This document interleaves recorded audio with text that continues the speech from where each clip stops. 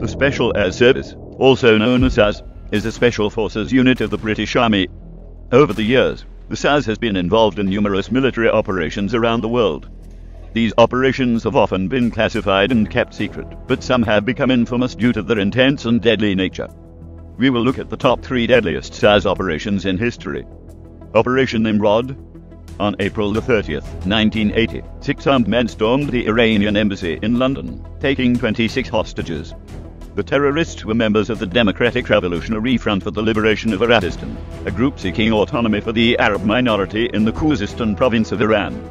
The SAS was called in to handle the situation, and on May 5th, 1980, they launched Operation Nimrod. The plan was to storm the embassy and rescue the hostages. The operation began with a diversionary attack by a team of SAS soldiers, who detonated explosives on the embassy's first floor. This was designed to distract the terrorists and create chaos.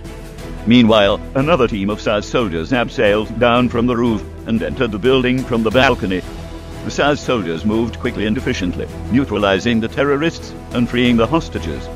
However, the operation was not without its casualties. One hostage, a man named Abbas Lavasani, was killed by the terrorists early on in the siege. Additionally, 2 SAS soldiers were wounded during the operation, and one, Lance Corporal Alan McStocker, later died of his injuries. Despite these losses, Operation Nimrod was a resounding success. All but one of the terrorists were killed, and the hostages were rescued. The operation was widely praised for its professionalism and effectiveness. Operation Varus.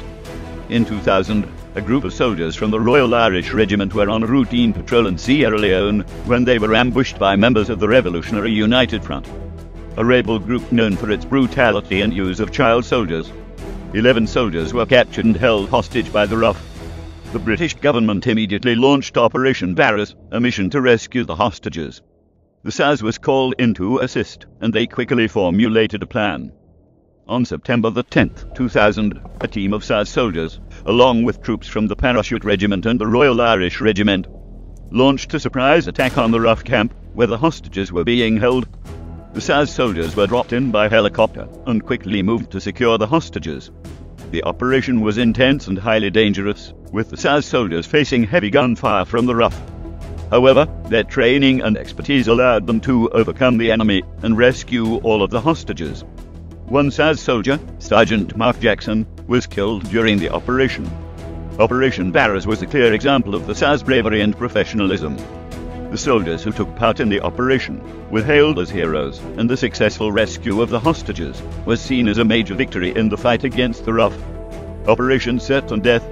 Operation Certain Death was a mission to rescue 6 British soldiers who had been taken hostage by the West Side Boys, a notorious rebel group in Sierra Leone.